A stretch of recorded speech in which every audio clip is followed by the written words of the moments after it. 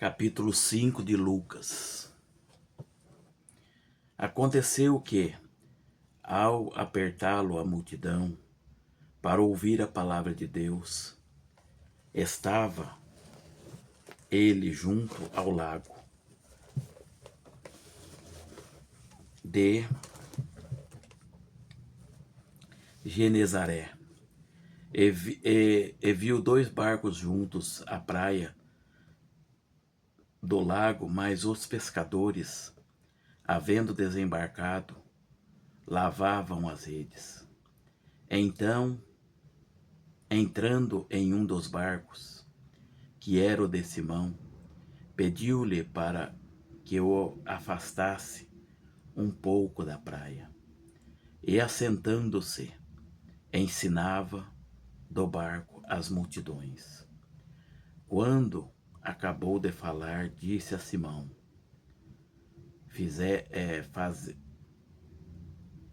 faze-te ao largo e lançai as vossas redes para pescar.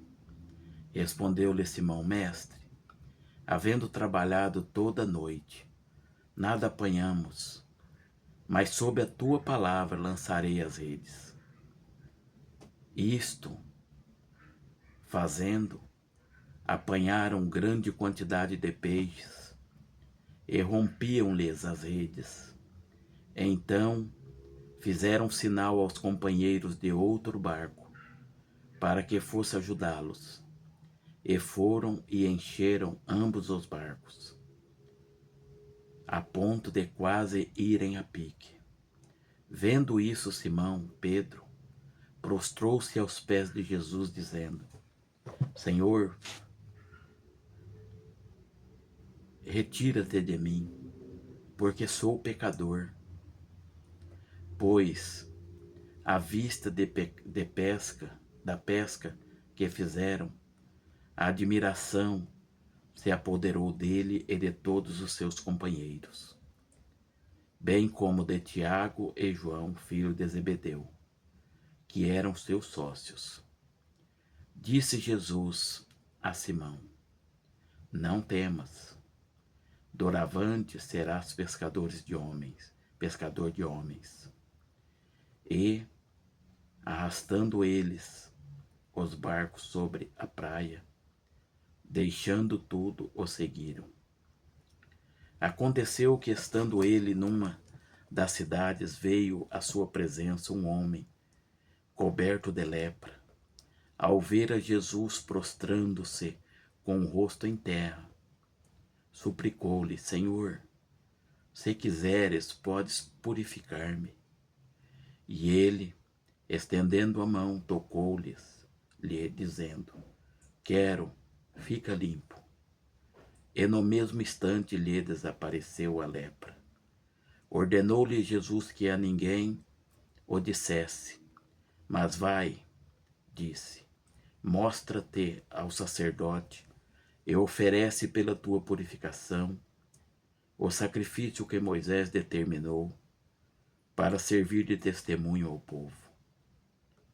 Porém, o que se dizia a seu respeito cada vez mais se divulgava. As grandes multidões afluíam para o ouvir e serem curadas de suas enfermidades. Ele, porém, se retirava para lugares solitários e orava. Ora, aconteceu que num daqueles dias, estava ele ensinando e achavam-se ali assentados fariseus e mestres da lei, vindos de todas as aldeias da Galileia, da Judéia e de Jerusalém. E o poder do Senhor estava com ele para curar. Vieram então uns homens trazendo em um leito um paralítico e procuravam introduzi-lo e pô-lo diante de Jesus. E não achava por onde introduzi-lo, por causa da multidão. Subindo ao eirado, o desceram num leito, por entre os ladrilhos, para o meio, diante de Jesus. Vendo-lhes a fé, Jesus disse ao paralítico: Homem, estão perdoados os teus pecados. E os escribas e fariseus arrazoavam, dizendo: Quem é este que diz blasfêmias? Quem pode perdoar pecados, senão Deus? Jesus, porém, conhecendo-lhes os pensamentos, disse-lhes: Que arrazoais em vosso coração? Qual é mais fácil dizer: Estão perdoados os teus pecados, ou levanta-te e anda? Mas para que saibais que o Filho do Homem tem sobre a terra autoridade para perdoar pecados, disse ao paralítico: Eu te ordeno, levanta-te, toma o teu leito e vai para casa. Imediatamente se levantou diante deles e, tomando o leito em que permanecera deitado, voltou para casa, glorificando a Deus. Todos ficaram atônitos, davam glória a Deus e, possuídos de temor, diziam: Hoje vimos prodígios. Passadas estas coisas, saindo, viu um publicano chamado Levi, assentado na coletoria, e disse-lhe: Segue-me. E ele levantou-se, deixando tudo, o seguiu. Então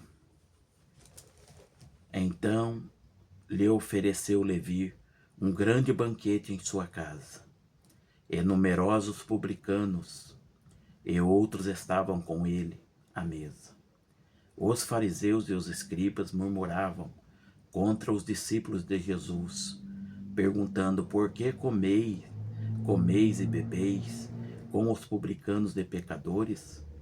Respondeu-lhe Jesus: Os sãos não precisam de médico, e sim os doentes. Não vim para justos, e sim para pecadores, ao arrependimento. Disseram-lhe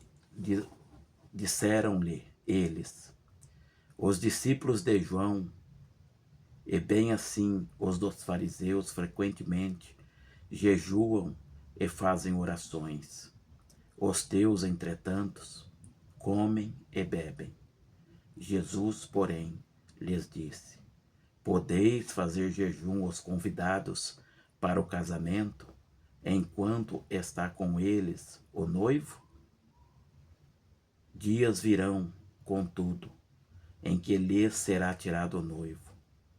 Naqueles dias, sim, jejuarão. Também lhes disse uma parábola: Ninguém tira um pedaço de veste nova e a põe em vestes velhas, pois rasgará a nova, e o remendo da nova não se ajustará à velha. E ninguém põe vinho novo em odres velhos, pois o vinho novo romperá os odres, entornarão-se-á o vinho, e os odres se estragarão. Pelo contrário, vinho novo deve ser posto em odres novos, e ambos se conservam. E ninguém, tendo bebido o vinho velho, prefere o novo, porque diz: o velho é excelente. Amém.